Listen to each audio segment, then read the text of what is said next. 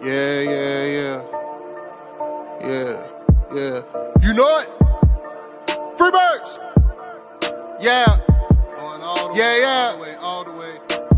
Watch how these pieces get moving like Hasbro. You know ain't no con in these raps, so I'm trying to be calm when it comes to the cash flow. You know talking shit till I die from the city we ride, no matter the outcome. You know when you out, watch your mouth in the jungle, a lot of them never escape from. Agent J when I bait some, 28 in my bag like I'm Freddie T. Agent K when I'm holding the city down, blocking all of the haters like Tony B. It's our year every year, if you quoting me, we gon' see on the field. They know the county, I scream it wherever I go. When I bleed, I just see black and teal. Feel like Brunel when the plays is in action. Every line that I flow always solid, that mean I ain't worried about pockets collapsing. He may go all the way, running the X's and O's, gotta love how it happens. You ain't part of the gang, I ain't gotta explain why we ain't got no room on the wagon. MIT is the Army, the Navy, the greatest is Jimmy and Keenan, the ultimate package. Ooh, never can care how you feel. You are now in the mix with the men and teal. Nothing but facts inside these conversations. Keep it 100, the law of the nation. With all the smoke, we can meet at the bank. You know the location. Executing the play when the ball cross the plane, that's the game. Hit my little celebration. Then all I can hear is them saying, yeah. Then all I can hear is them saying,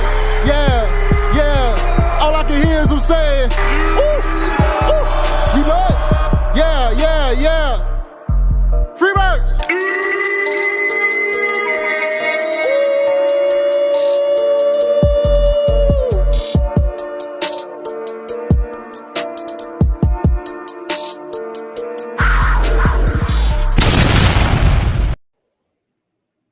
Welcome to the Minute Till Podcast. I am your host, Agent J, and as always, rocking with my main man. Got the Travis Hunter on today. Oh my God, Mr. J to the I to the M.B.O. Oh, and you are now in the mix with the men and teal. Yes, sir, Jay. Happy Minute Till Thursday. Happy Minute Till Thursday to everybody, bro. Yes, bro. Yes. Off the air, though, I was told that it was not a happy day, and I felt that. If you live in Jacksonville, it was hell today. Yeah, it was hot. Yeah, it was hot. It's early. We don't even really got no ad. We don't be making no ads money. It was hot as fuck. I ain't gonna wait to drop an F-bomb. I ain't gonna wait 20 minutes, bro. But it was hot as fuck. God damn. Bro, it was slave plantation hot. Like, yeah, bro. Oh my God. But I'm gonna tell you what else is gonna be hot. The show that we got tonight, man. Appreciate everybody for joining us, everybody for hanging out, everybody on the socials, everybody in the chat, man. YouTube, Facebook, Twitter, Twitch, man. We appreciate everybody showing up, showing out, man. Do us that favor though, please. Hit that like, hit that subscribe, hit that share, hit that follow. Get this out to other Jaguars fans, because y'all already know we keep it real, we keep it teal. Go to the comments real quick, bro. Mile High in here early. The real is about to break it down to the last compound. MIT. Let's go, bro. Devin in the building. MIT fan. We getting closer. Duval. Yes, sir. Michael in the building. Yo, Duval. We go say it even if the team don't break it down like that, baby. Robert in the building. Duval. Marcus Matrix in the building. Bro, that's how I'm going to start addressing you. I ain't even going to call you Big Marcus no more, bro. Because you getting tiny. You about to be Tiny Marcus. I don't want to call you that, bro. So we go Marcus Matrix in the building. Fellas. We're here. It's Thursday. It's time to get into the thick of some Jaguar football talk. Let's go. Duval. Yes, sir. And Robert says the sun hates us. Boy. Yes, man. Marcus says, hey, Jimbo, I just got a Trayvon Walker jersey yesterday. It's a 3X. I ain't seen a 3X since high school. I'm happy for you, dog. I'm happy for you, bro. But let me tell you something else that I'm really, really happy about, y'all. Bro, we got a real special guest joining us. Bro, let's not even bury the lead. Without further ado, NFL analyst, Mr. Hugh Hendrix in the building, dog. Let's clap it up for him. friend of the show. Let's go. Yes, sir. Brother Hugh, how you doing? How you been, brother? What's up? Oh man. It's good to be here, man. How you guys doing? Oh, There we go. good. There you go. You got me? Yes, sir, man. Long time, bro. Been too long, man. Too long. How you doing, We're brother? back. Almost time to roll. What's going on? What's going on, bro? What you got cooking right now? I seen you've been getting real active on the socials. What's going on, man? Yeah, man, I'm back. I took a little month during the downtime of the off season. Had to get my head straight, get right, and now just grinding tape, getting ready for the season. Got a week till Jaguars training camp, man. I'm juiced up. I'm juiced up, man. Okay, you go be at any of the training camps? Unfortunately not. Are you guys? Yeah, we go make a few of them. Yes, sir. We gonna make a few of them. I mean, I wish I could make all of them, but I'm going Friday. Realistically, probably not. We going Friday. We going Friday. I'm not going to work on Friday. We'll go Friday. I might be able to go Thursday. My mom has surgery that day, so I don't know what time I have to be because I got to take her to the hospital and then, be on standby to pick her back up. But anyway, Hugh, man, so excited to have you here, bro, and we just go get right into it. So I don't know if you guys seen it, but the Jaguars had dropped the Road to Recovery video for Travis, about 3 minutes long, but it finally shows us him running, kind of showing a little bit more behind the scenes, like in the weight room version of his rehabilitation, and he talks about it. He talks about how it affected him, because he's like, bro, at practice. So Jay, brother, whenever you get ready, bro, and have that queued up, let's jump into that. Check that out. I'm just trying to get past the Snickers as the little Snickers thing in between. They don't pay. I can't hear you, bro. I said I was trying to skip ahead past the Snickers part because Snickers doesn't pay anything. So. Gotcha. Yeah, but they should. They should.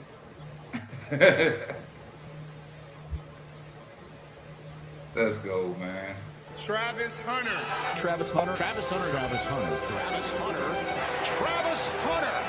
And Hunter makes the catch.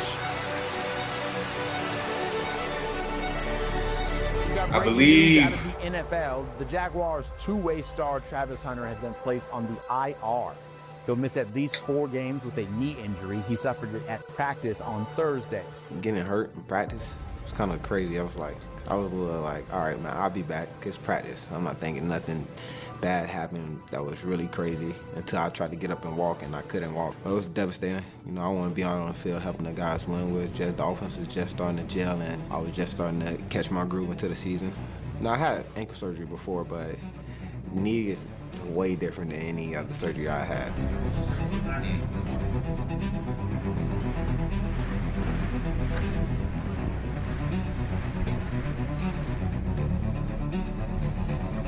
Me being able to sit down and attacking that shit.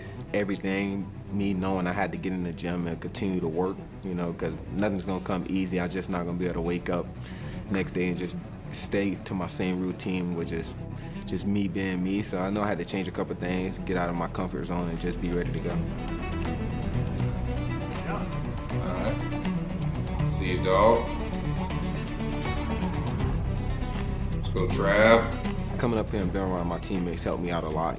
Being able to be in the building and still watch football. Just coming in, the coaches helping me, giving me, still making me and quizzing me. So them quizzes, it helped a lot. Being able to stay connected to football, just making sure I'm in the playbook still. So that was great for me. At first, they was like, all right, hold on, you can't be doing too much. But now they see that I'm super competitive. I did everything. I listened to everything they helped me do. I've been staying true to the process and been able to lock in. So they just let me, if I tell them like I want to run today, they're like, okay, come on, what you trying to hit? Get it. Get that right there. Oh. 22.6. I need to run track. What I learned most about myself is how confident I am. When I set my goal, I know I can go attack it. So me just setting that stage, like I'm gonna be ready when it's time for me to get back on the field and be ready when it's time for me to get back in the building and do everything I need.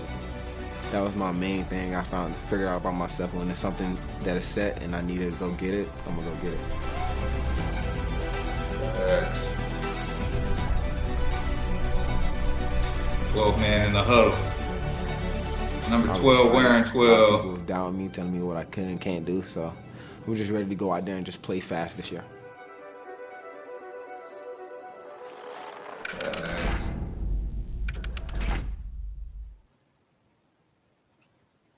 Yes, sir. Got Cheyenne in the building. Duval, my dear brothers. Yes, sir. What's up, brother?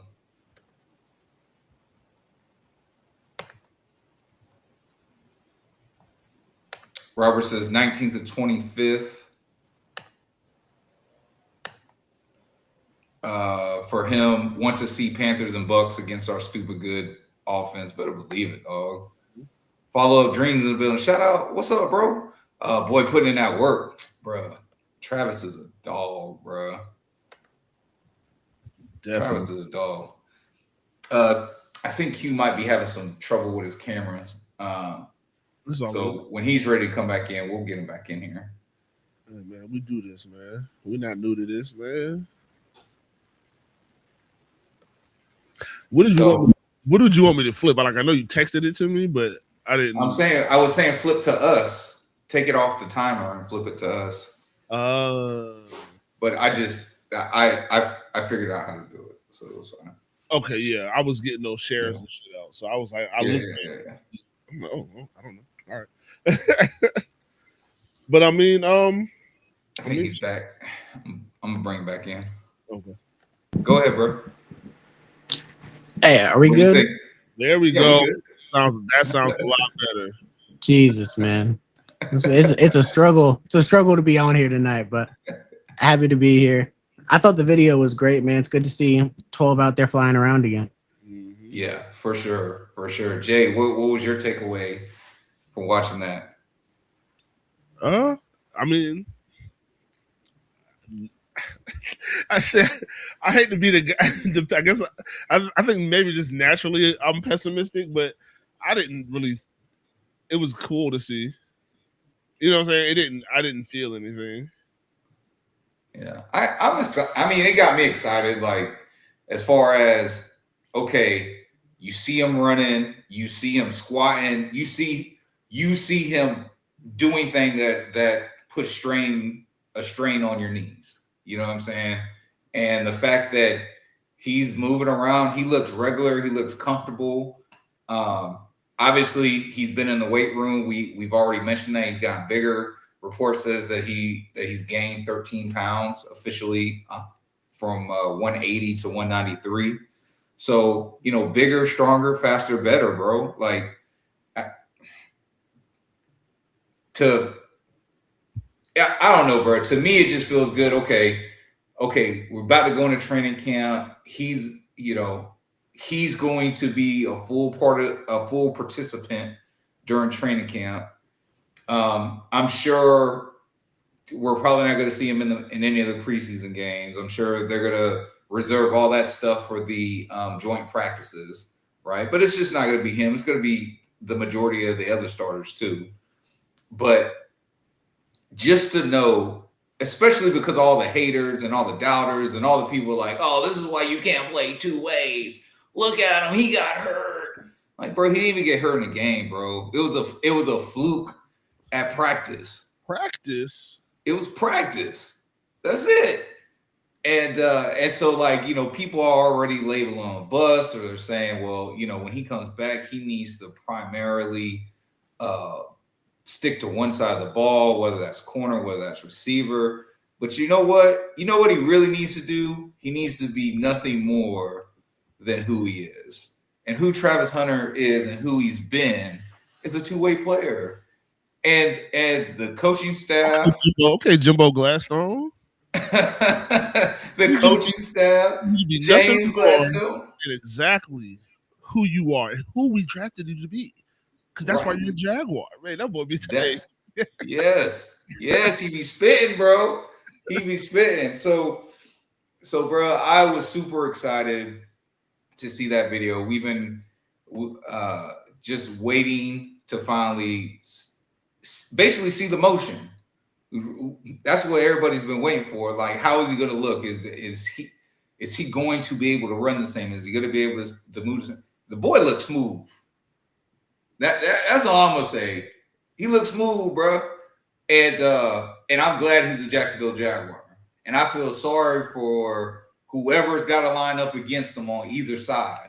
If he's playing offense, hey man, your safety, your fourth corner, you know what I'm saying? Whoever, linebacker, don't let it be a linebacker on him. You better never line up a linebacker on him. That's food. That's food. That'll feed families. You put a linebacker on them. So, yeah, bro. I think this year is going to be special. If nothing else, I'm calling it right now. Comeback player of the year, and that's low hanging fruit. And there's other accolades I really want to throw out there for him, but bare minimum, comeback player of the year. I'm calling it. I'm just calling it, bro. I think Aaron Donald might throw a wrench in that plan, but yeah, for real. Man, Aaron Donald ain't coming back, y'all. All right. I don't know. I think he's coming back, man. I think he's coming back. Coming back. And if he do come back, it'll be like halfway through the season. If he do come back, I feel like he's not. Aaron Donald ain't getting in no training camp. I just don't, you know what I'm saying? Like, I'm not saying he's not. I know for a fact Aaron Donald's in shape. And I don't even want to question, is he in football shape? But it's not like he ain't played football in the offseason. He ain't played football in like 3 years. Out in the football field.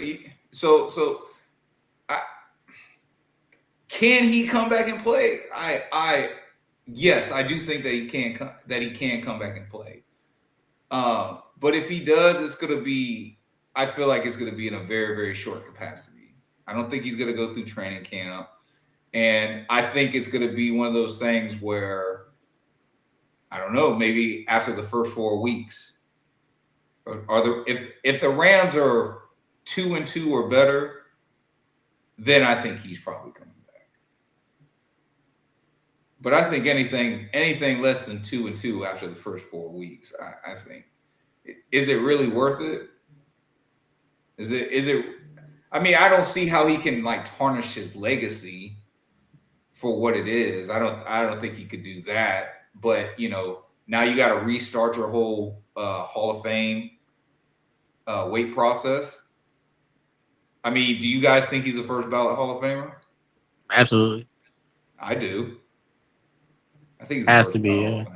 Yeah. So, I mean, you know, I guess if you're a first ballot Hall of Famer, would you care if your time has to start over? Yeah. I don't know. Probably not. Not that much. Yeah. No, like if you knew that, like you had to wait, probably. No, it starts over. No, I know it starts over. But what I'm saying is, if he wasn't guaranteed, if you know that you're a first ballot Hall of Famer, then you know the first time you're gonna get in.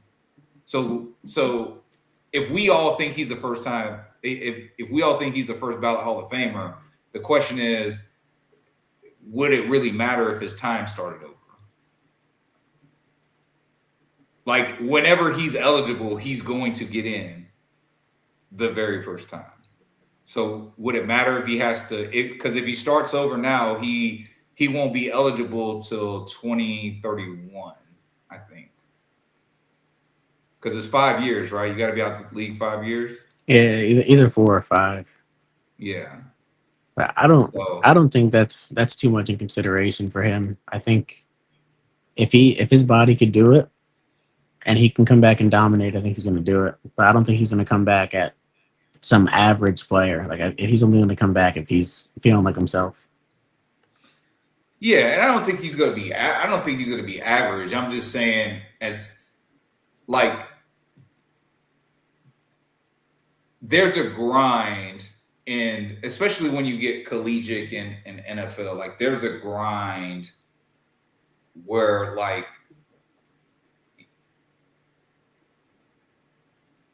you. I don't even know how to explain it. Like I don't know how to explain football shape to not saying you guys ain't never played football, but I'm saying like to people like going into these higher levels. Like a guy can be. I don't think some people realize like a guy can be in shape, a guy could be built, a guy could look good, whatever, but not be in football shape to maybe be consistently the caliber of player that he was when he was in football shape. Now that's not saying he can't get in football shape quickly, but I just feel like again, he's not going to put him and his body through training camp. I don't think they're going to do that. So unless he's doing something on the side right now, which I don't know, other than the videos he posts of just him working out, unless he's doing something on the side right now, I would think that, okay, let me see how the season's going. I think he could get in football shape in a month, personally. I just don't think if he's going to do it, he's not going to do it through the grind of training camp. That's fair. I think it'll happen over time, and I think we'll kind of see it happen even in games when he does come back, whether it be week 1 or whether it be down the line. I think they definitely start him off as almost a designated pass rusher on the interior, and then once you're getting closer to crunch time, important regular season games, and important, obviously, playoff games, and then you're kind of unleashing him, letting him play his full share of snaps. But even if he comes back week 1, I don't expect him to be an every down player until they need him to be. Right. And also my thought process behind that is that, like, just in case it doesn't work out, do you want to take reps away from a guy who the Rams may ultimately need at the D tackle spot? You get what I'm saying? For sure. I think he lets the team play out however they're going to play out, and then he comes in one way or other. I guess my biggest take is if he comes back, it's not going to be during training camp. Like they're already going to be in season if he comes back. I guess that's pretty much like my mindset of it, and that's honestly from a whole team building standpoint, I think that makes the most sense too. Because go ahead. No, go ahead. Yeah. My interpretation was exactly what yours was early on. The amount that he's been at the Rams facility the last 2 weeks is kind of what perked my eyebrows up to like, okay, he's ramping up now. So I think that's the main reason I think he might come back for the tail end of training camp to say, hey, let me get 1 or 2 extra weeks and then I can hit the ground running. But I think there's a very real possibility he also comes back mid-season as well. So I wouldn't be surprised either way. Yeah. Tell you something that people were surprised about, though, Hugh. So we're obviously right now we're in the midst of the NFL Top 100, and we'll shout out to our guy Trevor for making the list. I believe he made it at number 62. But there was controversy. There was controversy on multiple fronts. The first being Lamar Jackson was behind him. And so I believe Lamar came in at either 68 or 69. And I think it was 68. But the year prior, he was number 2. on the list, and people are just saying, well, you know, that's such a drastic fall off for him. I do think that that's kind of wild that he's at 69, but I also feel like the fact that he was number 2 last year and his career so far, like, is really the only reason why he was on the top 100, in my personal opinion. Like, because the season that he had last year was not top 100 worthy, if that makes sense. And I use that argument for the people that are like, well, Lamar Jackson is a better quarterback than Trevor Lawrence. They're two different type of quarterbacks. They are not in the same category of quarterback. But at the same time, you know, Trevor's on there for what he was doing last year. So what Trevor did last year compared to what Lamar Jackson did last year, I would say Trevor deserved to be ahead of him. What do you think, Hugh? I'm with you. I mean, Lamar did not look like himself last year. He never really looked healthy. Didn't feel as versatile and dynamic as he usually is. So, I mean, the top 100 in general is kind of not a joke, but like players for the most part aren't watching what's going on around the league, aren't tuning into these games regularly unless it's a standalone primetime game or you're seeing these guys in opponent scout or common opponent scout. So guys like Lamar who have that image around the league and that aura to say, like, those guys are always going to get a bump. I think that's why people are so shocked to see him so low, because we all know Lamar's better than the 69th best player in the league. Like, right. We're all aware of that, but that doesn't mean that he performed to a level above that last year. And some people don't like that, you know? But I think when you look at it, whether you look at the numbers, the analytics, or the tape, Trevor Lawrence was a better quarterback than Lamar Jackson last year. And that showed in the rankings. And honestly, I'm surprised it did, because I figured Lamar would just be high because he's Lamar. But Right. I mean, there was a year where he went from 2 to 70 something to 2 the next year. So the scale for Lamar depends a lot on injuries and when he's on the field. But I don't think that 69 was terribly misplaced or something to be outraged by. Did Joe Burrow make this year's or going into 2026, did he make the top 100? In 2025, you're saying? No. Because this list is about going into 2026. These are the top 100 players going into 2026. So I don't think Joe Burrow's made the list, nor do I think he should make the list. Now, I'm saying this because of something that you just said about you know, do we know that he's better than 69 other players in the league? Talking about Lamar Jackson? Yes. Do we know that Joe Burrow is better than it? Because he hasn't even been on the list yet. But let's just say Joe Burrow was at 68. Is he better than 68 other players in the league? I would say so. But he hasn't performed because he hasn't been healthy to be out on the field. So it would actually piss me off, to be honest with you, if later on down the line in this top 100, if Joe Burrow is anywhere on here, if he was anywhere on this list from here on out, like that would, because I guess my thing is why is Joe Burrow on here and he hasn't given you a healthy season yet? And yet Lamar legitimately, to me, is being penalized because not only did he not have a good season, but he wasn't healthy for a portion of it and missed time and missed games. And I just think, you know, it goes into like the weird bias of like how much of, like, almost like a popularity contest, you know, how much these other players like you or respect you.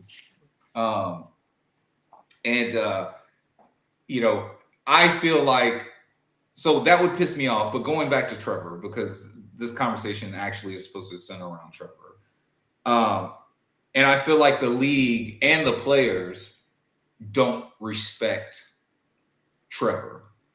I think they don't. And the reason I say this is because when I see other top 100 people, they just don't have like people that's on their team or people that play against them in their own division. Like there's players from across the league in different divisions on different teams that they get to come in and like talk about these guys, so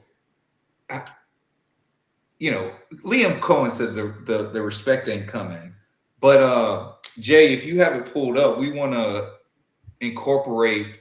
So Peter Schrager had Liam Cohen on his Peter Schrager hour, and there's a couple, about three different parts that I want to take a look at. The first part being it basically talking about his relationship with Trevor Lawrence and the ascension that Trevor Lawrence is on. Let's take a listen.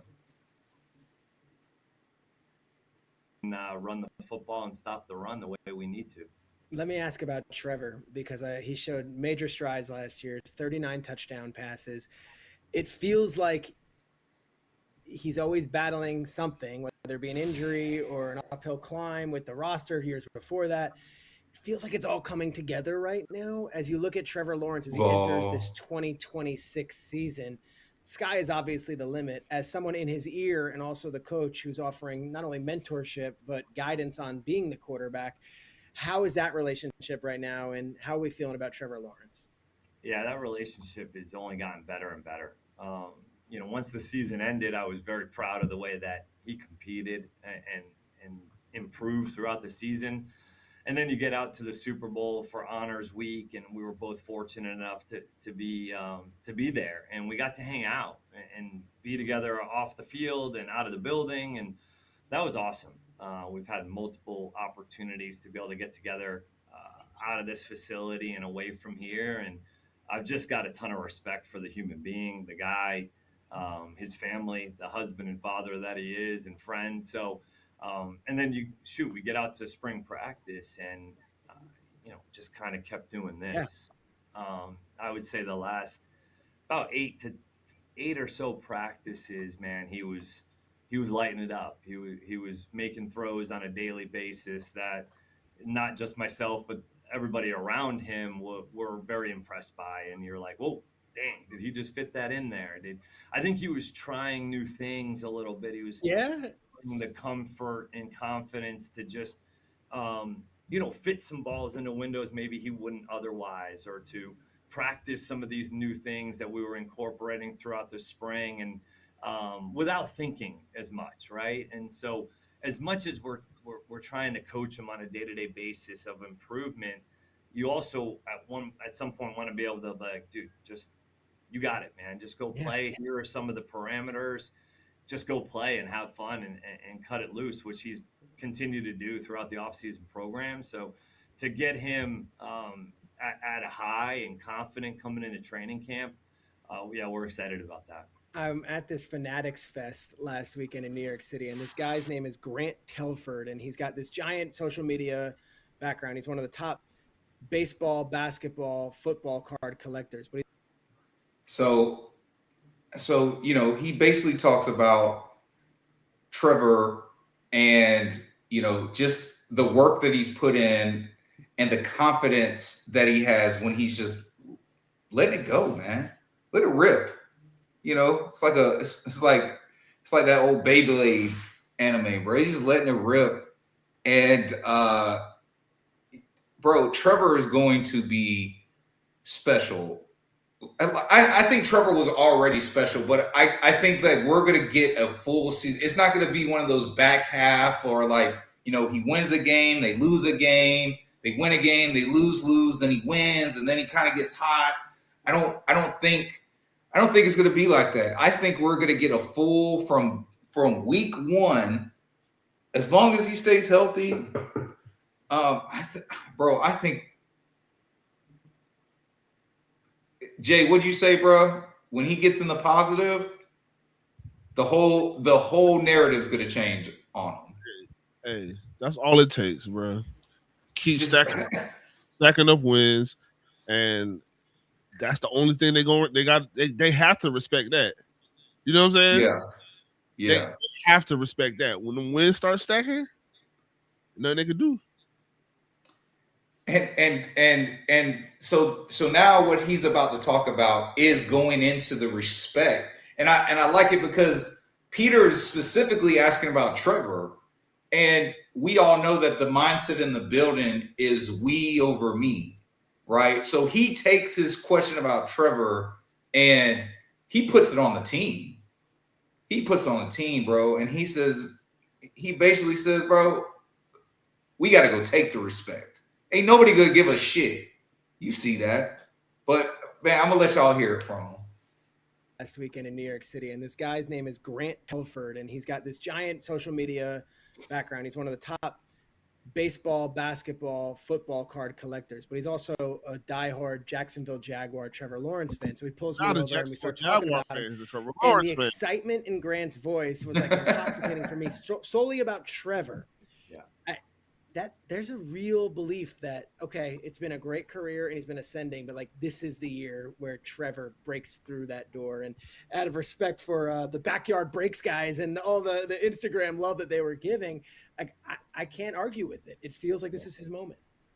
You like to think, you like to see that steady climb, and that's going to be a huge message to our entire team. Is the word that you just used is respect. Like if we want respect, we respect each other in this building. We know what we have here. Not sure it's always on the outside, which is fine. But if you want respect in this league, you got to go earn it. You got to go take it. And what is respect? Well, that's consistent winning, right? Putting together a product and an organization and a team that is consistent. What is respect? Right? It's the truest consistent measure of winning. Is consistency. And to earn that respect and take that respect as a player, as best coach in the league, bro, from your peers. I mean, that's next to winning a Super Bowl, right? That's what you want, right? You want respect from your locker room, you respect from your peers, your family, the people around you, money, fame, all that stuff's great. I mean, it comes with it, but we're hunting up respect, and that's something that we have to go earn and take on a day-to-day basis. I look at some of your wins. Facts. And so, you know, a little bit after this, the last thing I want to look at is Peter basically says, okay, man, last year you guys snuck up on some people. People didn't see that coming. This year, they're not going to make the same mistake. How do we handle going from being the hunter to the hunted? Champions. Those building blocks have to give so much confidence for the rest of the season. But now, as defending division champions, 13-4, you're no longer the hunters, you're the hunted. So the philosophy changes just a little bit. Have you had an opportunity to kind of put your arms around that and say, okay, we're not sneaking up on anybody this year? Yeah, we're not defending anything. We're attacking it. You know, We're attacking every single week, every single day, every single meeting, practice, walkthrough, whatever it is, you know, with real intentionality to improve. We have not arrived. We had a nice year, good year. Won more games than we lost. That's great. At the end of the day, we're trying to build something real and consistent. And so we're attacking. We're not defending a single thing. I mean, you know just as well as I do. Every year in the NFL is so different. It's so new. You have so many different faces, fresh, new. Yeah, we didn't sign a ton of guys in free agency. We've got a lot of young players mixed in with a ton of great veterans that we have here in the building. We have some players that we drafted last year that didn't even really get to play much as a rookie, right? So we're excited about getting those guys back in the fold. And, you have to be a little bit guarded against, man, we're not defending a single thing here, guys. We're attacking this new opportunity. Give me a little Love it. myth, reality, whatever it is. I love it, man. So if y'all haven't checked it out, it's on YouTube. Peter Schrager, the Peter Schrager Show, Peter Schrager Hour, special guest Liam Cohen. He also talks about Bashir Tutin. He talks about he was about to talk about BTJ right there. Obviously, he talks about Travis Hunter. Talks about defense, bro. He gives all different aspects of the team, and you get the perspective from the head coach. And I thought that was really, really cool. Hugh, let me ask you, his statements about, we're not defending anything. Like, yeah, that was cool. We won 13 games. We won more games than we lost. But that don't mean nothing unless you can go out there and do it again. Like what does that messaging tell you? Yeah, I mean, I watched the whole hour-long Schrager hour video, and by the end of it, I mean, I was ready to put back my helmet back on, strap up the cleats. I mean, I was ready to roll, man. He's so clear on his vision and what he believes in, and the team is fully bought into it. And I think that's why the confidence is there, not just for Liam Cohen, but for the organization. That there's a knowledge and an acceptance. Like, yeah, we had a good year last year, but that doesn't mean anything anymore. Like, our 13 wins don't matter because we're 0-0, just like everyone else right now. Right. And you got to start stacking days in 2026 to win 13 more games and surpass that and go on a further run into February that you weren't able to do last year. What about his messaging about just we've all heard it, we've repeated it, the respect ain't coming, but how you get the respect. Jay, actually, let me ask you that. Just his view on how you get the respect. I mean, is that the right approach, or do you think that we said? We said it before we played the video, bro. Mm-hmm. The same thing is that it goes for Trevor, it goes for the team, right? Like we need to have a winning. The team doesn't have a winning record all time. Correct. You know what I'm saying? Like, I don't even know how long it's going to take for us to get a winning record all time. Man, I think I looked it up and did the math one time, and if we had like 3 undefeated seasons, we still we're down 71 games. Yeah. You know what I'm saying? Yes, that's more than 3 undefeated seasons. But look, Trevor Lawrence plays. If Trevor Lawrence has a 15-year career, and we start stacking up all these double-digit over the next 10 years, starting now over the next 10 years, let's stack up. Let's stack up 130 wins with 40 losses. Yeah. That'll have us at 345 to 312 to 316. There you go. I like it. So I mean, it's that's the only way you get the respect, bro. That's the only way you get the respect. Yeah. Yeah. And you know what? A perfect example of that would be the Patriots. The Patriots and and there's another one, but I still feel like they're kind of disrespected. And they're 110 games up. Yeah, but what I'm saying is in the 90s they were down. Yeah, in the 90s, like going into the 90s, they were not a good team. Like don't let some of these Patriot fans lie to y'all. Like Patriots had a stretch where they sucked. Chiefs had a stretch where they sucked. Stretch where they sucked, bro. Like before, because they kind of started winning when Bledsoe got there in the mid 90s. They had periods where they didn't win 10 games. They were playing 12 and 13 games. It took them 1964. They started in 60. 64, they won 10 games. They didn't win double-digit games again until 76. 9, then 10, and then another 4-year gap. 2, then doubled up, 5, 7-year gap, double digits, and then now you're into the 90s. Like when you get into the mid to late 90s, like it was. Yeah, that's what I'm saying. When they got Drew Bledsoe in the mid 90s, bro, that because then they were finally able to like make it to the playoffs a little bit, bro. And then Bledsoe gets hurt, and this young guy named Thomas Brady comes in, and the rest is Patrick Brady. Thomas Patrick Brady, bro. And it's a wrap, bro. It's in the history books. Hall of Famers everywhere. You know, so yeah, brother. Again, the Chiefs too, bro. The Chiefs had a long stretch where they were down bad, and then before Patrick, Alex Smith comes over. You know, they're playing a little bit better. You know, they're making it to the playoffs and stuff like that. But then the young boy, I don't know Patrick's middle name, but Patrick Mahomes, he gets in, and again, bro, the rest is history.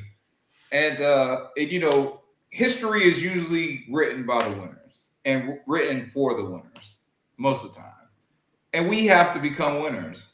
We have, bro, like it still kind of trips me out. You know, we come into the league, our inaugural season, 1995. You know, we're fresh off the block. Okay, that wasn't a good year. I think we won like 4 games that year. And then the very next year, bro, we surprised everybody. Make it all the way to the AFC Championship. You know? And then we're playoff. And then we kind of get to the 2000s and you know, we're okay. Like Del Rio's winning, but it's like win, lose. Like I think Del Rio's only like 8 games over 500. He might be like 16 games over 500. But after Del Rio, shit city. We suck, bro. Yeah. That's a long time. Every other coach after that has a losing record except for Liam. Yes, bro. Yes. Mel Tucker, Gus Bradley, Mike Mularkey, Doug Marrone. Who else? Well, I guess no. Doug Peterson's got a losing record. He's got a losing record. Obviously, Urban Meyer. I feel like there's another coach in there somewhere. I can't think of it. But anyway, bro, to Jay's point, Trevor, not only Trevor, but this team, they have to stack. They have to stack, bro. That's the only way we're going to get the respect. That's the only way. And again, y'all know how I feel. I really don't care if you're not talking about us, but I care when you do things that infer that we're not good or that we're inferior to these other teams out here.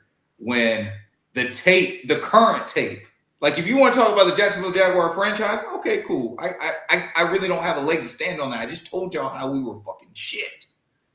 We were shit. But the current tape says that this is a dangerous fucking team. And so obviously we think that Trevor Lawrence deserves to be in that top 100 conversation. And we're going to discuss a couple other things about that. But Hugh, you put out a tier list. Now, this tier list isn't like most people tier lists where they just have like a team, like, okay, who has the best QB in the division? And then it goes like, you know, this team. You actually took it a step further and you broke it down to the actual starters. Is that correct? Yes, sir. Yep. Do we have your list to pull up? I don't have it on me. I just retweeted it. I got it. I can get it. So it should be on the top of my profile. If we could pull that. Yep, I got you, brother. My computer's down. I got you, brother. I got it, Joko. You got it? All right. So we're gonna put this up, man. And Hugh, I want to let you take it away and go over the reasoning for your picks right here. All right. So All right, yeah. So yeah, I'm sorry, Hugh. Go ahead and let's hit. So obviously first you're looking at the quarterbacks in the AFC South, and you have Trevor number one. I think that's a great pick. Cam Ward at number two. That's got to be a little controversial. C.J. Stroud and then Daniel Jones. What went into the thought process for this? Yeah, I'll tell you what. Just to start off, man, doing this was a super fun thought experiment. Made me really think about, obviously outside of the Jaguars, to the whole division, and then I had to go out and watch some tape on some of these guys that I wasn't familiar enough to, or I didn't feel like I was familiar enough to make a true statement on. Mm-hmm. So it was nice to dive into the film around the AFC South, and I'll tell you for sure, putting out a tier list like this, nobody's going to be happy. Everyone's mad at you for something. But yeah, it's starting at the top. I think Trevor Lawrence is pretty clearly the best quarterback in this division right now. Cam Ward at 2. If you watch the back stretch of the Titans last season, once Brian Callahan got fired, especially, you really start to see Cam get into a bit of a groove and started to feel himself and play with that swagger that he played with at Miami. Mm-hmm. And his arrow is just pointing up. He's ascending right now. And C.J. Stroud's arrow is pointing down. And I mean, he couldn't have put two worse games on film than the two games he put in the playoffs. Mm-hmm. I mean, I believe he had 1 touchdown and 10 turnovers. So it was as bad as it gets. It was hard to watch. So I have him at 3. I know the potential is still there, and people will blame the offense. People will blame the weapons. At some point, it's also got to be on the guy to deliver, and he hasn't delivered in the last year and a half.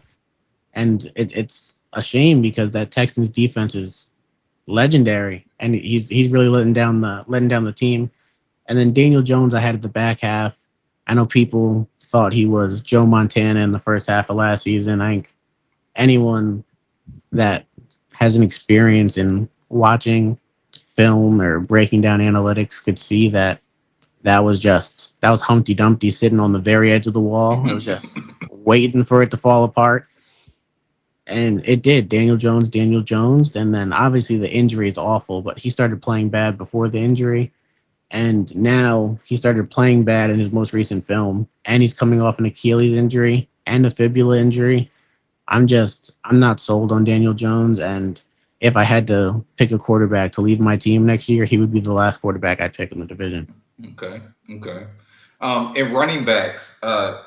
So the first Jaguar isn't until the fourth best in your opinion, and that's Bashal Tutin. I see you got Rodriguez right next to him at 5th. Obviously, I think we all agree that Jonathan Taylor is the best running back in the division. But you got Montgomery at 32. I'm at 32. I'm reading his number. I'm great.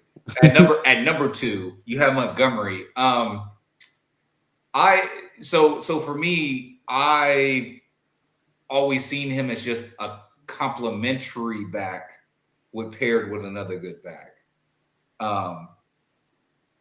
I feel like at Houston, he's going to have a more like he's the lead back now in Houston. Right. I don't think they lean towards Woody Marks. I think Woody Marks is his support. But I personally would have had Pollard over Montgomery. They're both coming into porous offensive lines. Texas is unproven and Titans are just bad. Yep. But what was your thought process of getting Montgomery at number 2? I'll tell you what, man. It was very close. It was very close in the running back room. I think David Montgomery and Tony Pollard are both average running backs. They're older guys. They're veterans. You know what you're going to get out of them. Mm-hmm. Neither of them are special or excite me. they're just solid options. And like you said, David Montgomery has been more of a complementary piece to Jahmyr Gibbs, and he's been more of the bruiser, very efficient when the offensive line and the support around him is good. And so I think it'll be very interesting to see how he performs now in Houston when the offensive line is not set to be that good and the support around him isn't going to be the same, all while he's supposed to take on a heavier workload going into his, I believe, age 28 or 29 season. So it's very interesting. I think running back is one of the weaker positions in the AFC South, but I wouldn't blame you for having Pollard second. I think him and David Montgomery are very close, but I could tell you, I think Bashal Tootin finishes at second by the end of this year. I think Tootin's going to have a really good year. Him and Chris Rodriguez, I think, are very good stylistically, and they're very complementary of each other. So I think Tootin's going to finish as the second best running back in the AFC South, but for now, he's still unproven. I had to give it to the veterans of Montgomery and Pollard ahead of him, but that was the thought process with Montgomery over Pollard. Yeah, and I think that's just with Tootin. Rodriguez has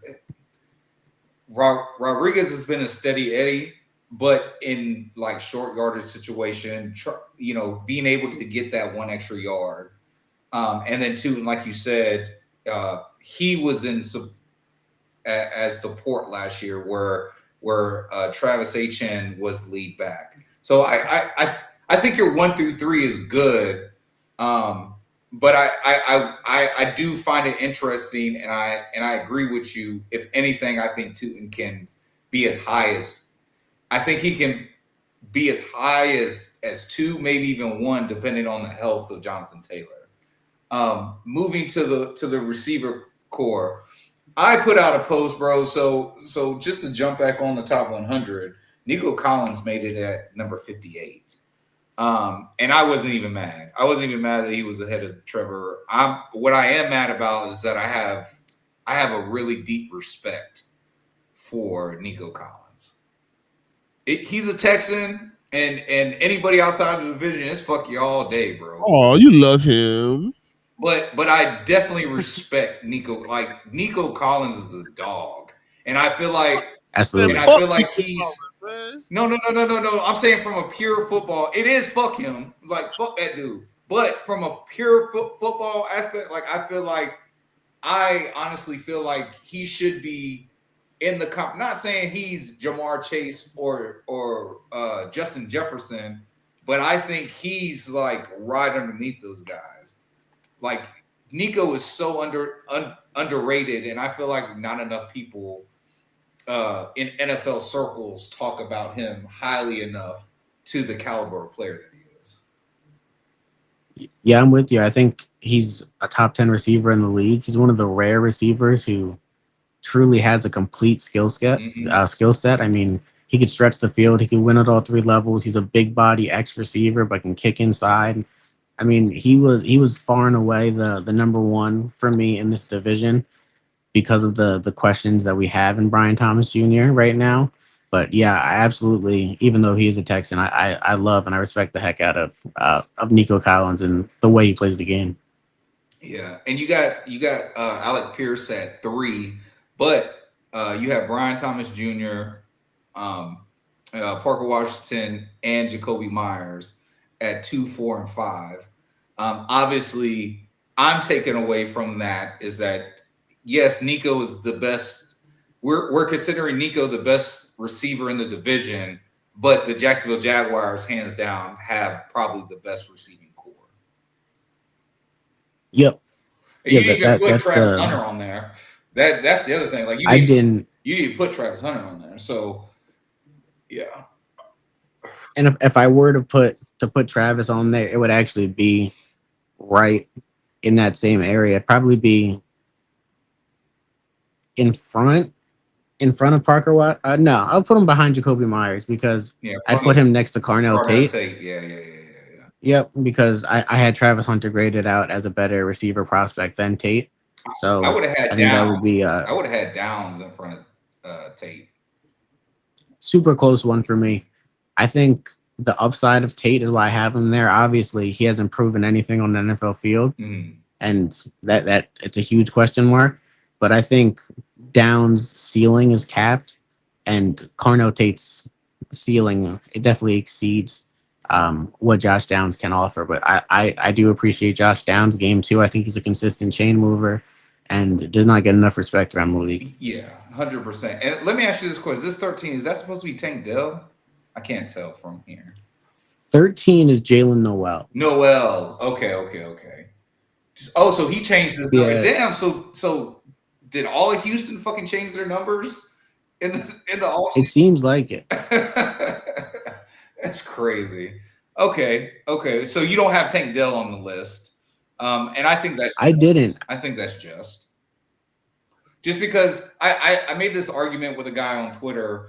Just because he's like, oh, you forgot about Tank Dell. And I'm like, bro, it's hard to consider a guy who missed 31.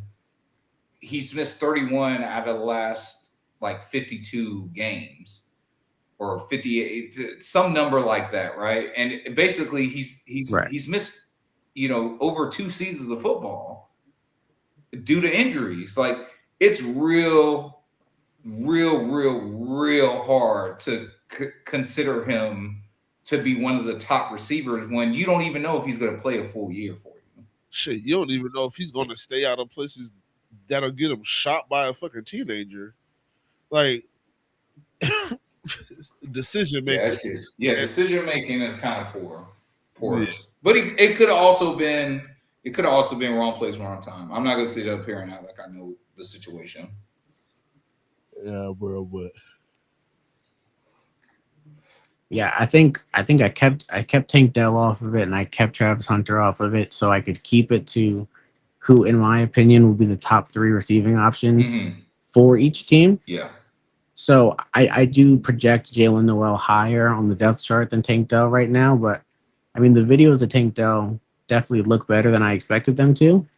Yeah. But I mean he's coming back from just a tremendous amount of damage to his lower body, right? So it would be very, very impressive, and it'd be a great story for him to be able to come back to and return to form. But I'm just not sold on that yet. Yeah, like I said for Travis Hunter, the tape I've seen of like his workouts and route running and stuff like that, he looks smooth too. He looks very much like when he was coming out of college. So I hope that he recovers well, but I also hope that you never get to see the field. I think I don't want you to be hurt, but I don't want anything good for Houston. So right, sorry Tank Dell, it's fuck you too. The tight ends, you got Tyler Warren at number 1. Yeah. Let's him and Strange are close. Him and Strange are close. I think Tyler Warren's so dynamic in the receiving game, and I definitely give him the nod there. And he does enough as a blocker. They're different tight ends, Right. Although ESPN in their write-up when they were doing the top 10 position rankings, they said Tyler Warren's a great inline Y blocking tight end, which is just false and kind of makes the whole list laughable. Right.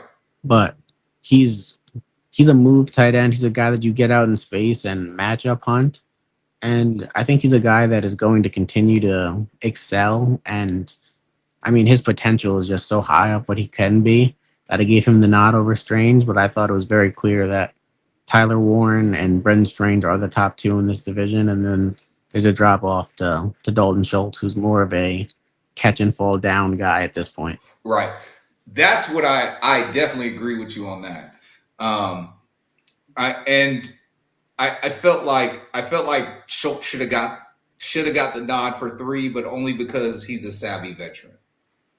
Like, yep. But that's it. And you just made the point for me, catch it and fall down. Jumping onto your O-line list, I found it interesting. The student of the game, Kyle of the Duval Dive, shout out to them guys. He said something about basically you got Anton at 3 on the O-lineman, and he was like, shouldn't I say Ezra? What's your thought process on that from Kyle? So my thought process going into this list, right, was I am ranking off of what you've shown me on tape and who I believe you are, while also projecting for the immediate future, right? So going into this next season. Mhm. I had to do that because guys like Carnell Tate and Travis Hunter, who are kind of unproven and have had limited, if any, NFL reps Mhm. on the field. So there's some projection aspect to this where Kyle Nash makes a good point where Ezra Cleveland might have been the most consistent offensive lineman for the Jaguars so far in the last year and a half. But at the level that he's playing, is kind of his ceiling. That's his cap. And it's a super solid. He's a super solid guard. Right. But what Anton Harrison is at tackle and what he has the potential to ascend to be is just greater than what Ezra has put on the field. And I think Anton, as good as Ezra is, I think Anton has a really strong argument to also say that he was the best offensive lineman on the Jaguars last year. And I think Cole Van Lin's in that conversation as well. Cole Van Lin's 6 or 7 game stretch at left tackle was borderline dominant. I mean, he looked like a top 10 left tackle in football. So when he settled in at left tackle, it was probably the best stretch of any offensive lineman on the Jaguars that was played.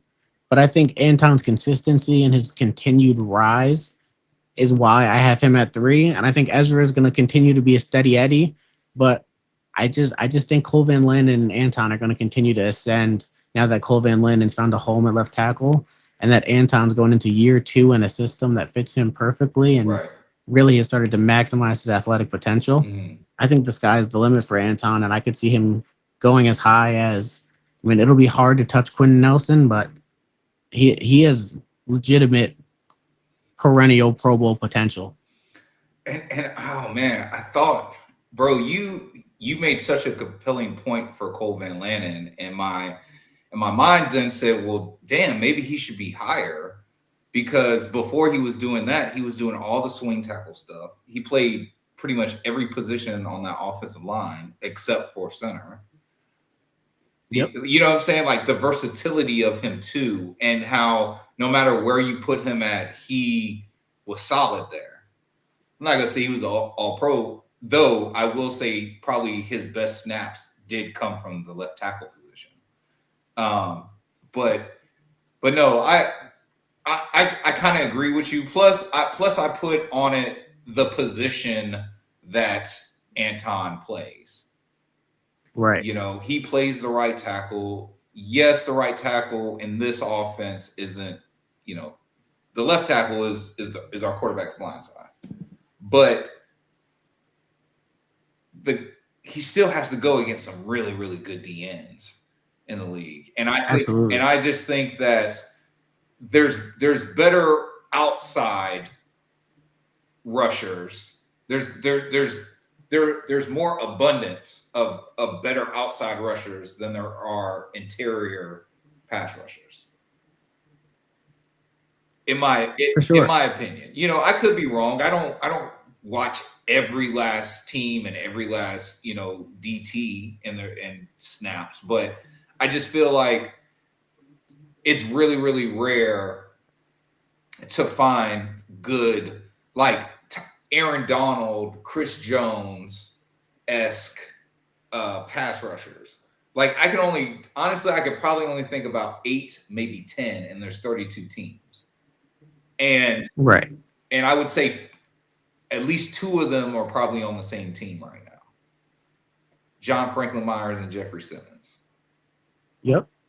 You know, so I kind of felt like the Quentin Nelson thing was a little biased. I like this year and last year, me watching him, he's not Quentin Nelson of the past. No, he's not prime Quentin Nelson. But I would say so I feel like he did get a little bit of like, well, you've been the man for so long and nobody's really shown that they're just so much better than you.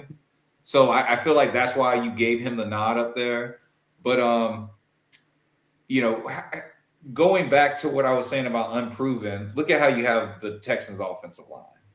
And then Yep. and then what I said about Tony Pollard, like I don't think he'll ever be able to really maximize how good he is, because look how you have the majority of the Tennessee Titans offensive line. You know, so you know, there was other tier lists that basically said that Jaguars had like the third. Some of them said like we had like the third best offensive line in the league, or not in the league, but in the AFC South, or the worst. And I'm just thinking to myself, like, so you guys don't know who the Titans and the Texans are? like what are we talking about here? What do you mean we have the word? Matter of fact, like outside of the Colts, and the Colts they're doing a little bit of shuffling. So I think we're the only offensive line that's coming back with all of our offensive linemen that we had last year that played. Yeah, I mean the Texans are doing almost a complete reshuffle, which they kind of did last year, and everyone was excited, like, oh, they finally got it right, and then it fell apart once again. And the Colts had to make some difficult decisions after Braden Smith left, and obviously he left and went to the Texans. But you have a first-time starter in Jalen Travis. Matt Goncalves is still unproven at guard. So, like, these units aren't what they used to be. And I mean, the Titans rolling out Cordell Volson, Austin Schlottman, and Dan Moore that's three people who shouldn't be starting in the NFL that you're relying on heavily. So the bottom of the Titans line is a struggle. The Colts, with, like you said, Quentin Nelson not playing at the highest level right now, or not at his highest level, I should say, as well as having two unproven starters. And then the Texans reshuffling everything. I mean, I think the Jaguars have an argument to be the best offensive line in the division, especially if we see a real competition at right guard, where I have Patrick McCarry on this list because he's probably penciled in at right guard right now. Right. But I think it's going to be a true competition in training camp between him and Wyatt Milam. And if Milam goes out and beats him, I mean, Liam Cohen has shown that he's going to play the best 11 guys. Right. I absolutely think Milam would change the ceiling of this offensive line. That Patrick McCarry at his best is a solid starter. At his best, Wyatt Milam, again, has Pro Bowl potential on the inside. So I think that would be even an added factor on top of that to give the Jaguars that boost towards being the best in the AFC South. Right. And the depth, because Emmanuel Pregnon, you know, if Ezra, you know, Ezra's battle, not as bad as McCarry, but he's battled with health issues. If he goes down, you know, the Pregnon in there, and you know, for however they felt about our draft, he was the only one that they felt was an A, you know, for value where we got him at, and what he can. And that guy is a mauler. He's fucking Blastoise. He's a fucking Pokemon, bro. Like the dude is built like a tank. And he just looks like he dominates people. And his tape says that he does too. And he has fun while he does it. So yeah, no, I agree with you. I wasn't gonna just put us out there and say that we're the best, but I think that because we're bringing back the bulk of our offensive, like all of our starters from last year and the majority of their depth pieces, I just feel like we're, as an offensive line unit, we're just in a better spot than the rest of them who are going through a shuffle right now. I think the D-line is, we all know the Texans have the best D-line. I mean, you got Will Anderson Jr. and Daniil Hunter at 1 and 2. Jeffrey Simmons is obviously the best defensive tackle in the division. So I see why you had to put him 3. And then you got our guys, Josh Hines-Allen, Trayvon Walker. I mean, looking at that, I don't see how anything was really a struggle putting that together. Did you have any trouble fitting all that in, or were you contemplating moving one guy up higher than the other? Yeah, so I think my biggest struggle, it wasn't really with the players, it was with tier maker itself. I mean, I couldn't add another row, which is why you see a D line category and not a interior D line versus an edge category. Right. So that was a little frustrating because I would have liked to separate them because they do such different things, you know. Like Devon Hamilton finds himself kind of down this list, but like it's hard to compare Devon Hamilton to an edge rusher because Devon Hamilton is an elite 2-down run stuffer. But how do I value that as opposed to a guy like Liatu Latu, who is a super high upside 8.5 sack edge rusher, you know? So that was tough, but I think with the standard the way it was and having to put them together, I didn't struggle at the top between Will Anderson and Danielle Hunter. Jeffrey Simmons, I think, is an alien, so I had to put him 3. And then Josh and Trayvon at 4 and 5 was another easy one.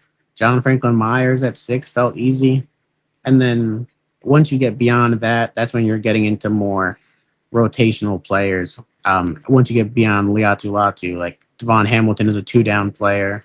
Caden McDonald's a 2-down player. And then you get into Eric Armstead, who I know Jacksonville isn't huge fans of, but he's still a good player when he's healthy. And then the list goes on from there. But yeah, at the top, it wasn't too much of a struggle. Yeah, I felt like right at 90, right at DeForest Buckner, then it was like, okay, now it's just time to kind of fit these guys in. Jay, were you trying to say something? Yeah, I would say just for like the tier maker thing, I would say on the O-line, if you want to do it like interior, exterior, just go 11 people, go 11 players deep on each D line, and then just at number 12 start your interior. You know what I'm saying? Yeah. So that way, could you see how like where Eric Armstead is on that next level? That you could have put all your interior guys on that next level, and then that would probably be better for how you wanted to do it, since they didn't give you the option, since you ran out of space to make the interior or outside guys.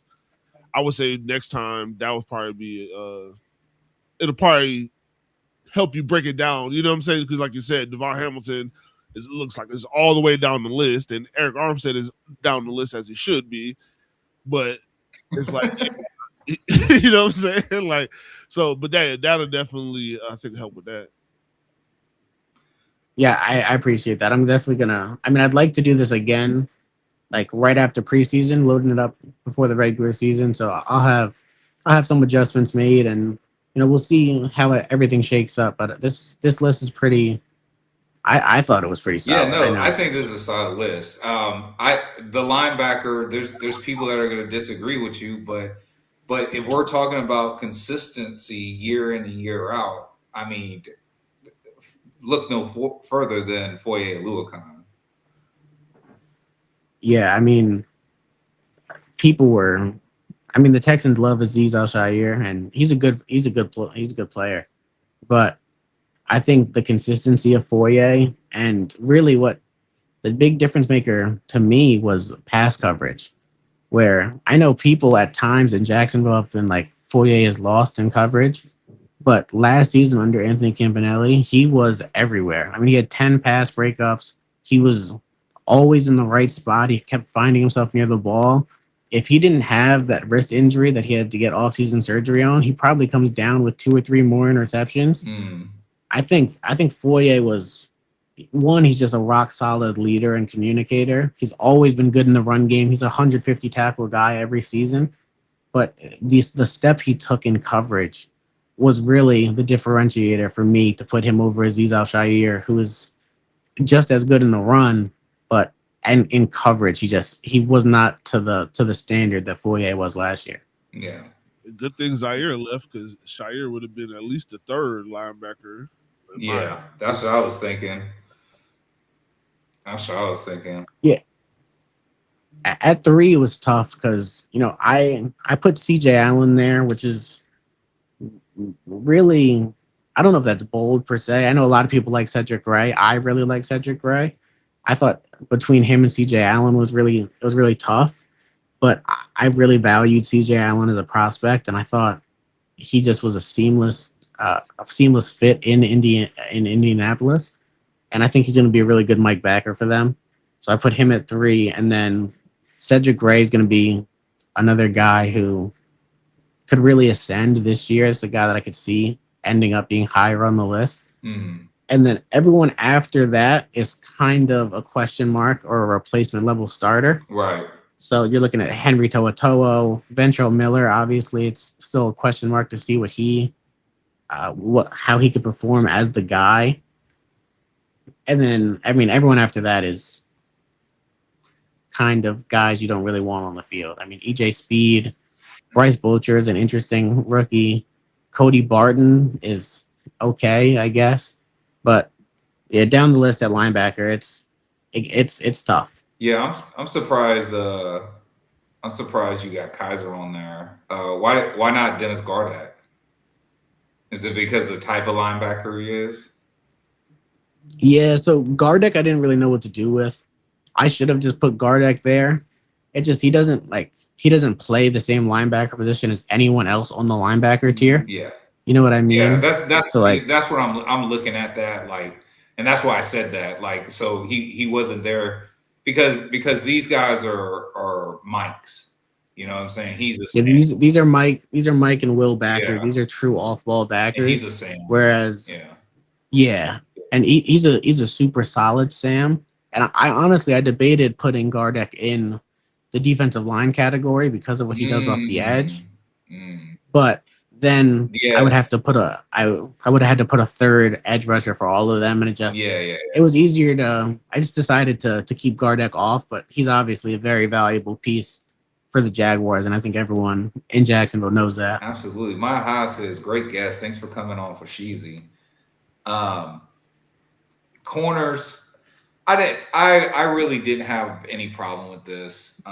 Again, hate the Texans, but I always liked Derek Stingley. Like, I was so mad when the Texans drafted him because I wanted him out of LSU.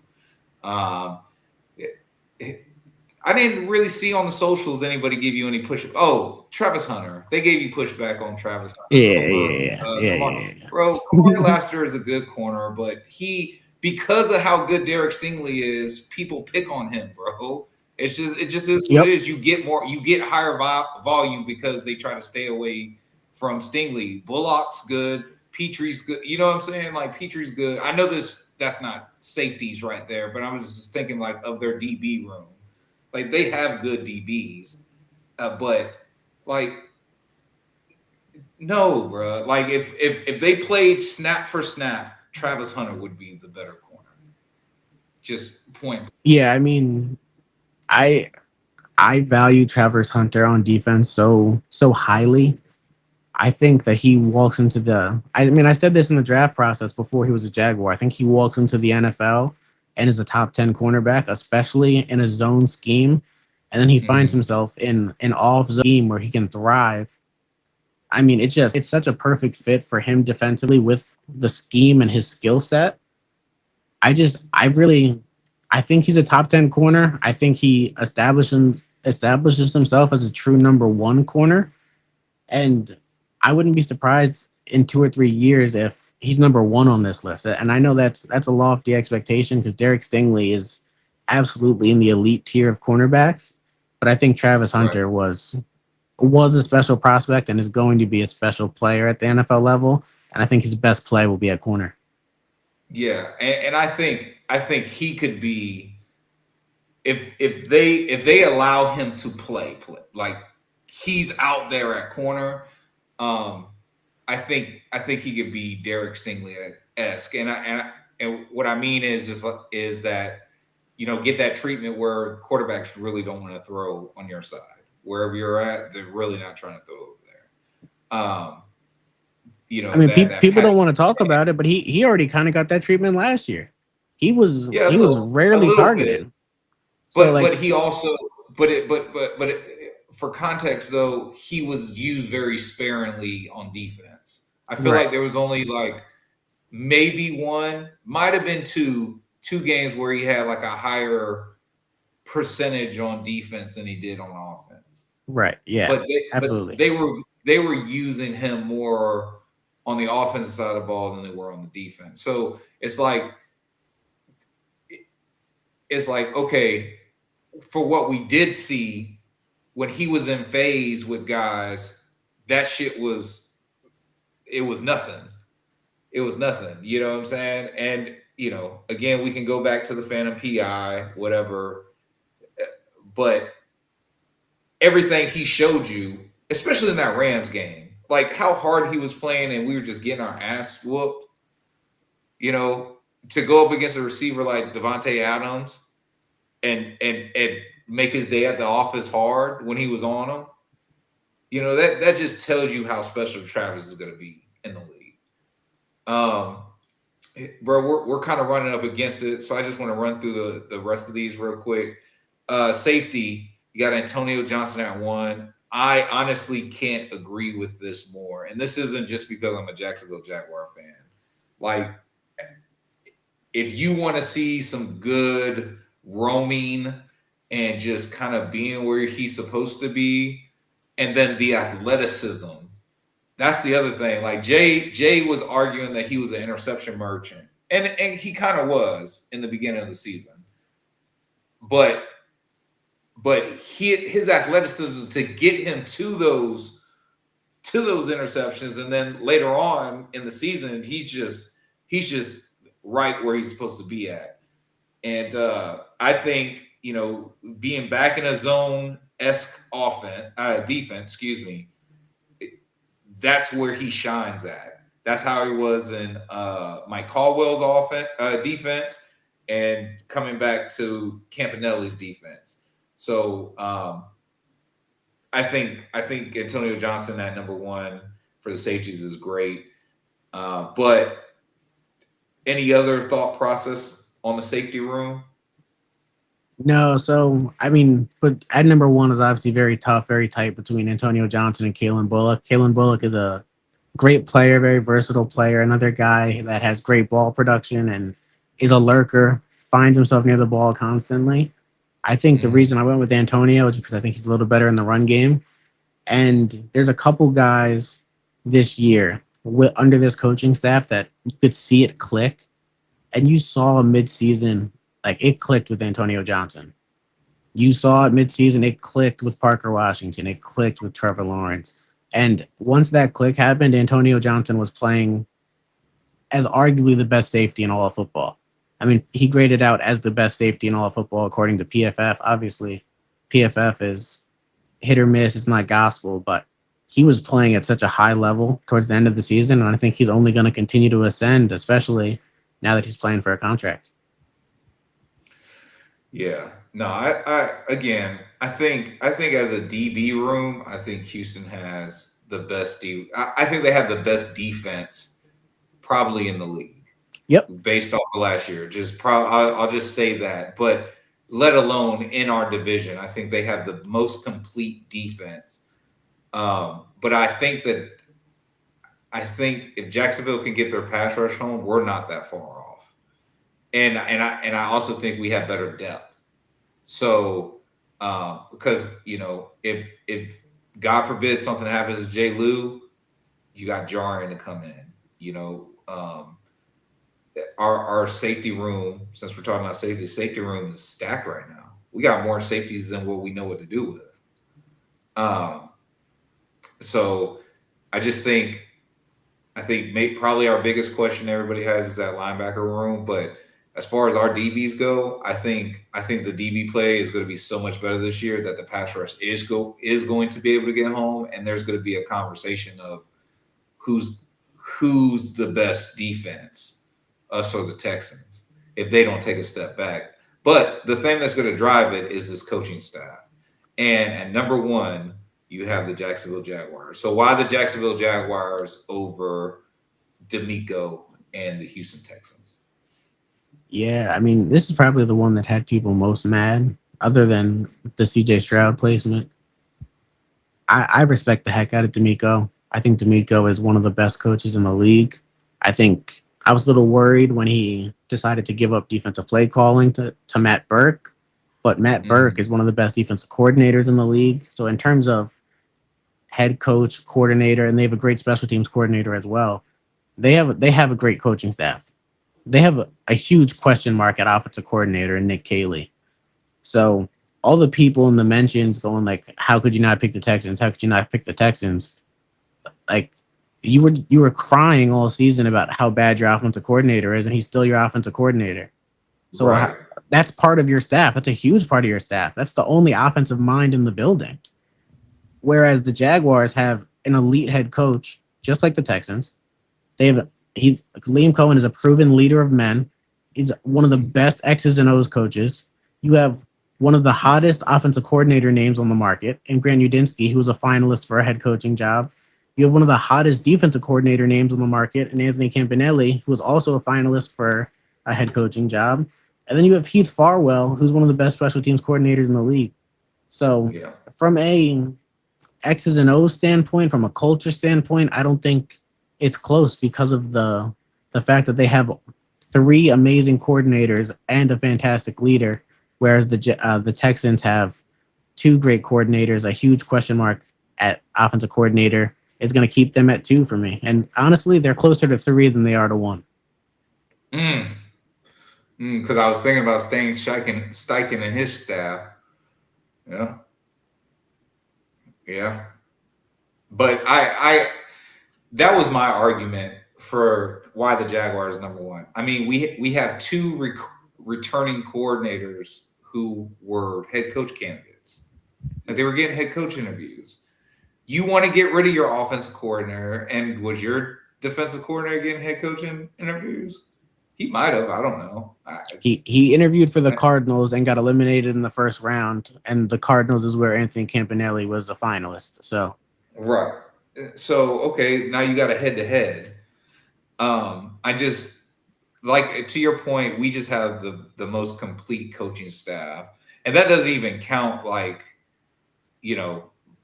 the assistants and run game coordinators and our offensive line coach, our run game coordinator, our DB coach, like what I'm saying, like the assistant coaches and stuff. Yeah. Like I think from top down, the coordinators beat out everybody anyway. But from the top down, I just think that we have the most cohesive building. Because the tight ends, you don't know, Brian Daboll and Robert Saleh working together. Is it going to work? I don't even know who their defensive coordinator's name is. Oh, Gus Bradley. I'm tripping. Gus Bradley. But, Gus is there like Grant is for us. Like, Robert's probably going to be running the defense. Yeah, calling but it. Is it going to – yeah, but is it going to work? That's the question. Like, are you going to be able to get the most out of your talent that you have? Like, and so they're unknown. And then I'm sure the upheaval in the building between the Irsay family and departing players who, I would have thought would have been a forever Colt. The shake, they had some offensive linemen go in free agency. Matter of fact, I think one of them went to either the Texans or the Browns. I think they went to the Texans. Yeah, the Texans. Braden Smith. Yeah, Braden Smith. So,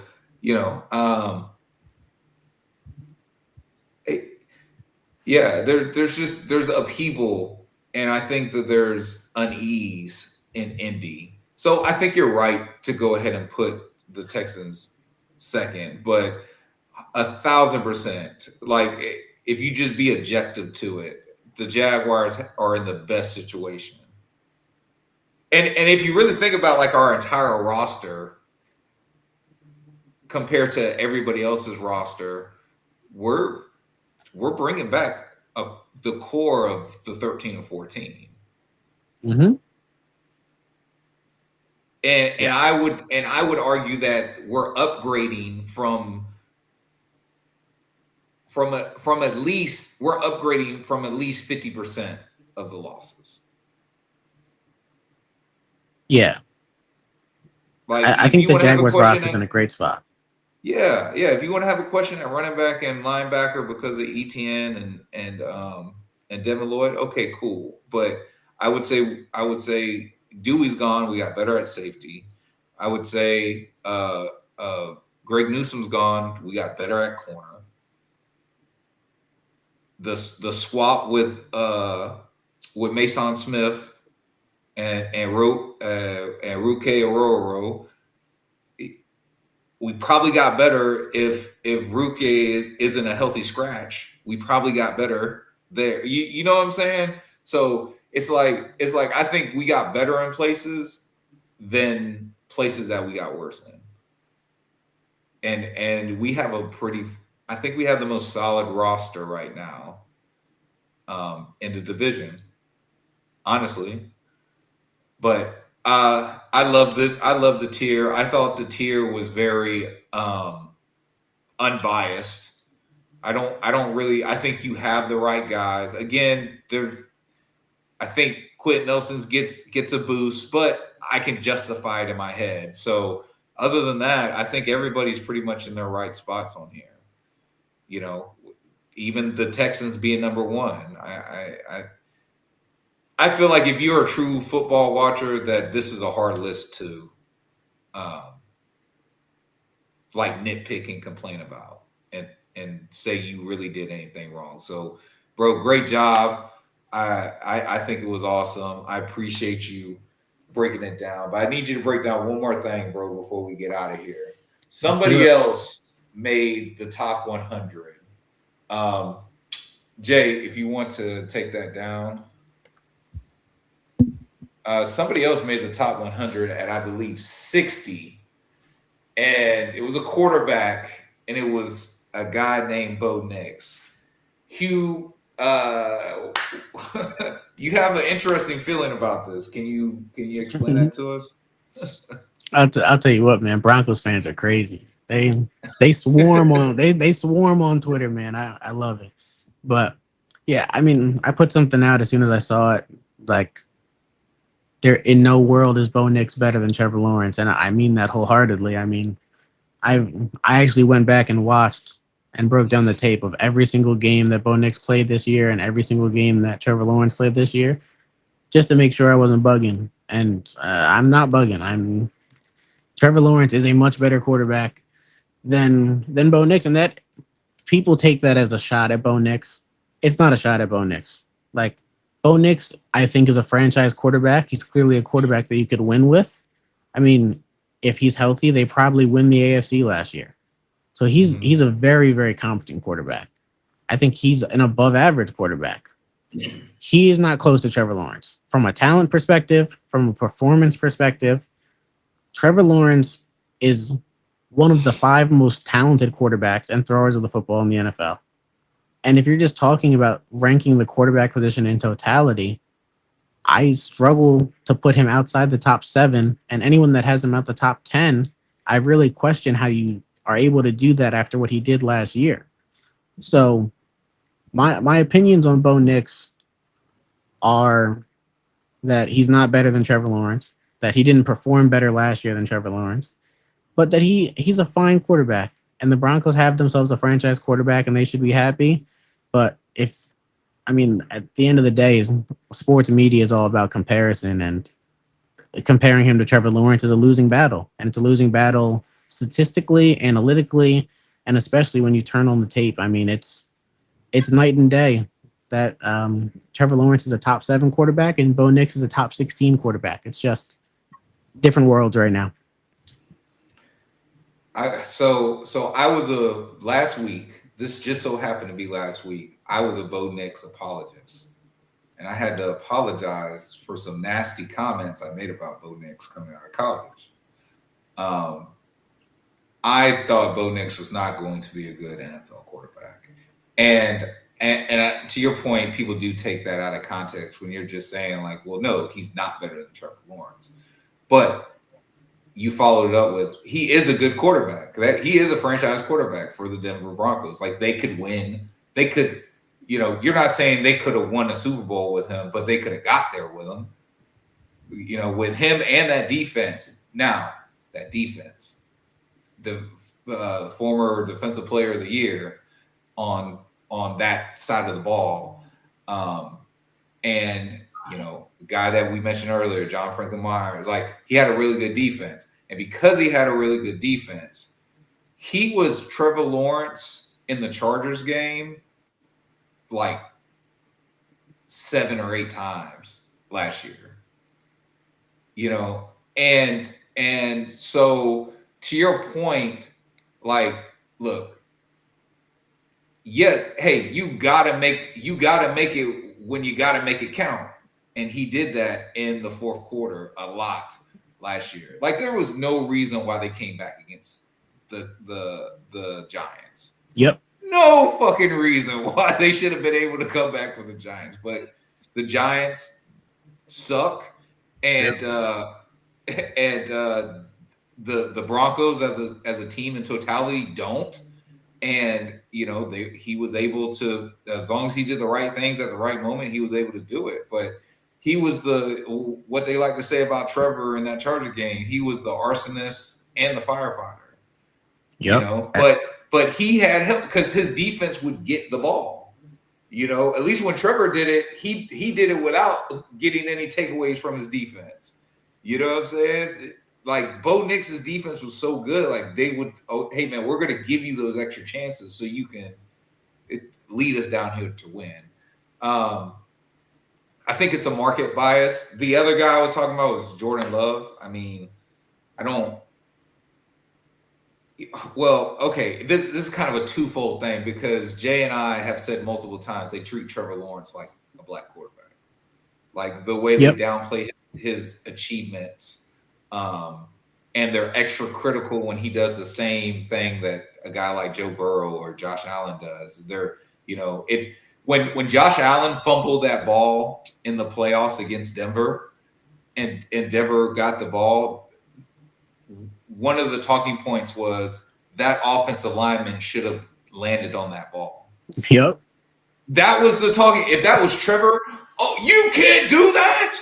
You know, this man just gives away the game. Like that, they would have put the focus on Trevor, but because it was Josh Allen, they took it off him and they tried to put it on the offensive lineman. Yeah, for not boy, yeah, shady bitch ass.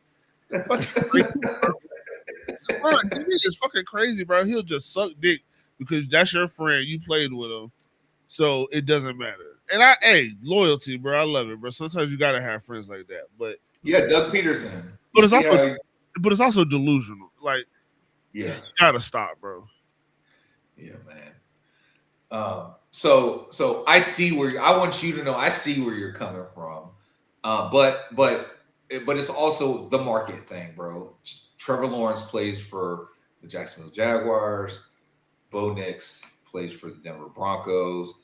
Very controversial. Sean Payton there. Sean Payton's so controversial. He's not even in Madden. Y'all know that, right? Yep. Like him and Bill Belichick. His like image in Madden. Like this shit's crazy. And I think you're right. I think Bill Belichick too. But yeah, like he plays for Sean Payton, Mile High. There's so many Hall of Famers that have come out of Denver. You know what I'm saying? John Elway is a part of the organization. It's like you know what I'm saying? It's Denver. Another guy I was saying, Jordan Love, bro. Like they're Green Bay.